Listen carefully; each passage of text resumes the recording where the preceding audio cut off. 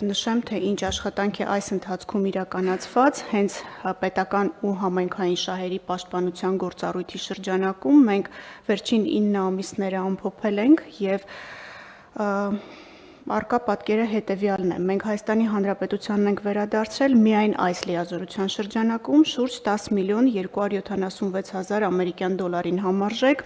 3 միլիարդ 933 միլիոն դրամ շուկայականին մոտարկված կադաստրային արժեքով 280 հազար 338 քառակուսի մետր մակերեսով անշարժ գույք, բացի դրանից 2 մանկապարտեզ եւ 1 մարզադաշտ։ Բացի այդ, բռնագանձվել է 654 հազար ամերիկյան դոլարին համարժեք 249 միլիոն դրամ։ Կրկնեմ, սա միայն պետական համայնքային շահերի պաշտպանության մեր լիազորության շրջանակներում է։ Նաև կանխելով հարցը, որը կարծում եմ կհնչի, վերականգնված միջոցների միասնական հաշվի մասով, որը